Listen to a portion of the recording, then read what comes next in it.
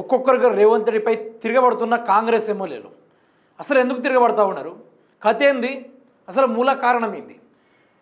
మొన్నటిదాకా ఈ నల్లమల పులి అంటే ఏందో బీఆర్ఎస్ పార్టీకి ఇంకా రుచి చూపిస్తామని పొగిన ఎమ్మెల్యేలే ఈరోజు ఈ ముఖ్యమంత్రి మాకు వద్దనుకుంటూ నానా రకాలుగా ఒక్కొక్క తీరుగా ఒక్కొక్కళ్ళు వ్యవహరిస్తున్న తీరు పడుతూ ఉంది.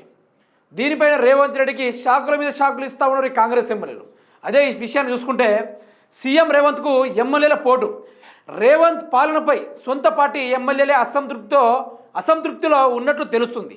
నియోజకవర్గాలకు నిధులు ఇవ్వకపోవడంతో తీవ్ర అసహనం వ్యక్తం చేస్తున్నారు. కాంగ్రెస్ పార్టీ అధికారంలోకి వస్తే ఏదేదో చేస్తామని ఊహించుకొని ఇప్పుడు ఏం చేయలేకపోతున్నామని ఆవేదన వ్యక్తం చేస్తున్నారు.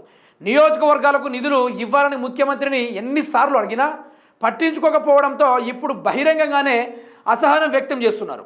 ఓ ఎమ్మెల్యే పేపర్లో ఆర్టికల్ రాస్తే మరో ఎమ్మెల్యే ఏకంగా వరల్డ్ బ్యాంకే నిధులు ఇవ్వాలని లేఖలు రాసి నిరసన గళం వినిపించినట్లే తెలుస్తుంది. సొంత ప్రభుత్వంపైనే ఎమ్మెల్యేల తిరుగుబాటు. ఎమ్మెల్యేలకు నిధులు ఇవ్వని రేవంత్ నియోజకవర్గాల్లో ఆగిపోయిన పనులు, అధికారంలో ఉన్న అభివృద్ధి చేసుకోలేని స్థితి, కక్కలేక మింగలేకపోతున్న ఎమ్మెల్యేలు, బహిరంగంగానే ఎమ్మెల్యేల అసహనం, ఒక్కొక్కరుగా బయటపడుతున్న వైనము. ఇక చూశారు కదా, వినండిగా. రేపు అరబిందో ఫార్మా కంపెనీని తగలబెడతా అని మన జడ్చర్ల ఎమ్మెల్యే అనిరుద్ రెడ్డి గారు ఇక వేసుకున్నాడు. ఎట్లా?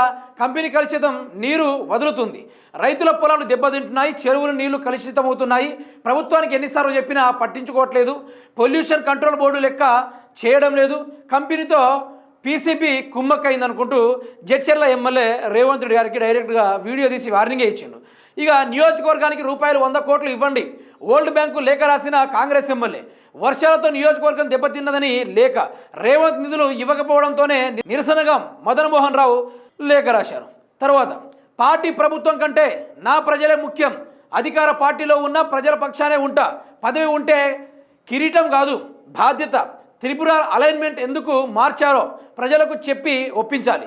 ఎమ్మెల్యే కోమటిరెడ్డి రాజగోపాల్ రెడ్డి గారు ఇక ఆయన చెప్పొద్దు, భారతదేశంలోనే ముఖ్యమంత్రి రేవంత్ రెడ్డి ఆ యొక్క పేరు, ఆ యొక్క కీర్తి అన్నీ మొత్తం ఒకటేసారి కింద పడిపోయిందంటే దానికి కారణం రాజగోపాల్ రెడ్డి. మొదలు పెడితే రాజగోపాల్ రెడ్డి ధైర్యానికి పుట్టుకొచ్చిన కూడా చెప్దాం. ఇక నల్గొండ కాంగ్రెస్లో కుమ్ములాట, బీర్లా ఐలయ్య వర్సెస్ మందుల సామిల్.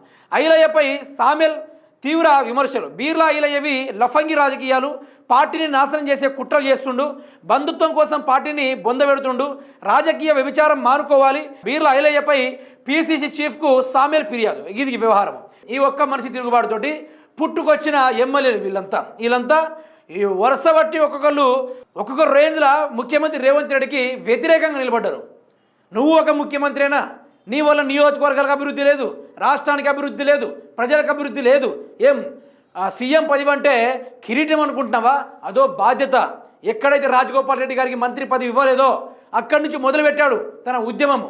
రాబోయే రోజుల్లో ప్రభుత్వాన్ని మార్చడానికి ఒక్కొక్క ఎమ్మెల్యేను గ్యాదర్ చేస్తూ ఉన్నాడు. ఈ రాజగోపాల్ రెడ్డి గారి యొక్క ధైర్యాన్ని చూసుకొని ఈ ఎమ్మెల్యేలు ముఖ్యమంత్రి రేవంత్ రెడ్డి గారిని ఏకిబారేస్తూ ఉన్నారు. ఒకరేమో తాజాగా ప్రెస్ మీట్లో వదులుతారు, మరొకరేమో లేఖ రాసి నిధులే ఇవ్వట్లేదని ఈ విధంగా నానా రకాలుగా ముఖ్యమంత్రి రేవంత్ రెడ్డి ఇమేజ్ని డ్యామేజ్ చేయడానికి, కాంగ్రెస్ ప్రభుత్వాన్ని బొందబెట్టడానికి జోర్దార్గా ప్రయత్నాలు చేస్తూ ఉన్నారు. ఈ కాంగ్రెస్ పార్టీ కూలిపోవడానికి ఎవ్వరు అవసరం లేదు, వాళ్ళ ఎమ్మెల్యేలు వాళ్ళే కూల్చేస్తారు, రేవంత్ రెడ్డి కుర్చీ కూసాలు కూలగొట్టేస్తారు.